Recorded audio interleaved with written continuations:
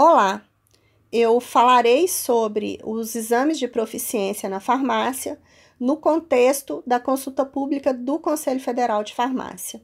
Essa segunda parte da fala diz respeito ao contexto e estrutura ao qual uma resposta positiva implicaria. Iniciaremos falando sobre proficiência, que é a demonstração de um conhecimento, mas sobretudo de uma competência ou capacidade. É um adjetivo que qualifica um profissional que tem total conhecimento e executa com total proficuidade ou habilidade uma dada atividade. Em relação ao exame de proficiência, é necessário que se definam quais são os tipos de atuação e qual é a finalidade desse exame de proficiência. Se é certificação de uma competência para que esse farmacêutico atue no mercado, se é recertificação ou revalidação da licença dele de atuação, ou seja, do registro dele no CRF, ou se é de progressão na carreira. Mais de uma dessas finalidades é possível que definamos para o nosso país, caso vocês votem de forma positiva a consulta pública. Outra questão importante nesse contexto seria pensar no como, do ponto de vista da legislação. Há que se pensar em como fazer isso, mas isso é uma etapa posterior. E qual organismo que seria o avaliador dessas competências, o executor dos exames de proficiência. Uma vez que eu defini qual que é a finalidade, estarão definidos os padrões avaliados, critério de julgamento, quem serão os juízes ou os avaliadores, bem como a forma e a frequência. Eu falarei sobre dois exemplos, Austrália e Singapura, que, ao meu entender, são contextos bastante distintos do ponto de vista social, e vocês perceberão que eles definiram os exames de proficiência de uma forma bem similar, o que provavelmente será o caso do Brasil também. Então, na Austrália, essa discussão se iniciou há mais de 20 anos e começou com a definição dos padrões de competência. Em 2012, houve a publicação, iniciou-se a definição de quais seriam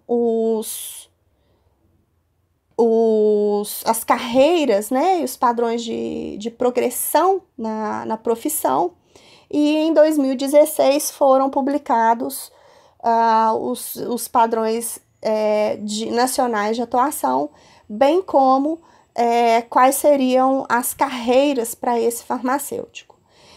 Considerando os tipos de atuação, ela varia desde um farmacêutico generalista, que cobre uma grande quantidade de doenças e consumidores, mas para uma prática de pacientes menos complexos, num contexto de atuação de menor uso de tecnologias em saúde, até o farmacêutico avançado generalista, que cobre também uma grande variedade de condições e consumidores, mas para condições mais complexas.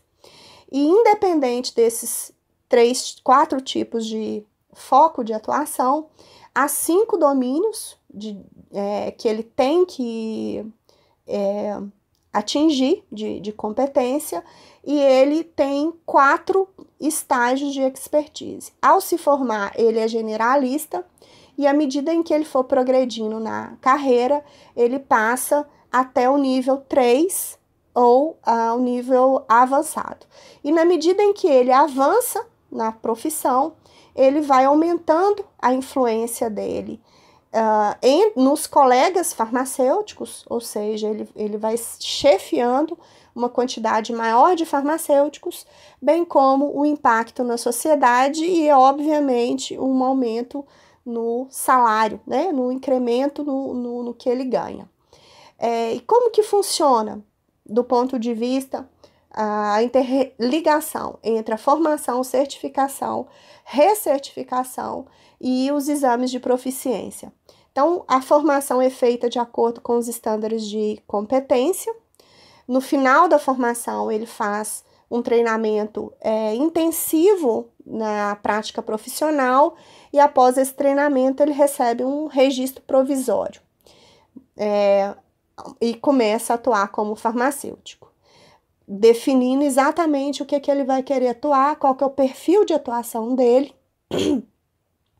A partir daí, ele começa a ter revisão de performances que são feitas anuais, e essas revisões de performance servem para que ele progrida no nível de expertise e servem para que ele mantenha o seu registro definitivo. Em Singapura, temos 6 níveis de competência, de domínios de formação e 4 tipos de emprego que o farmacêutico pode ter do ponto de vista de carreira e 3 níveis de competência. A estratificação de tipos de atuação é similar e, novamente, ele recebe um pré-registro que é provisório após a graduação e após o primeiro exame de proficiência que ele recebe o registro definitivo e progride na carreira. Então, aqui nós temos outros exemplos que falam sobre a proficiência, certificação, revalidação de licença no mundo. Existem outros, eu estou dando só esses 3 exemplos. E uma discussão que passa por isso é como fazer do ponto de vista metodológico. E isso passa pela definição das EPAs, Intrustable Professional Activities. Então, vão à consulta pública 01, opinem. E gostaria de dizer que para mim foi um grande desafio falar sobre esse tema. Agradeço muito ao Rodrigo por ter me desafiado e espero ter contribuído para melhorar uma decisão mais consciente de vocês. Obrigada.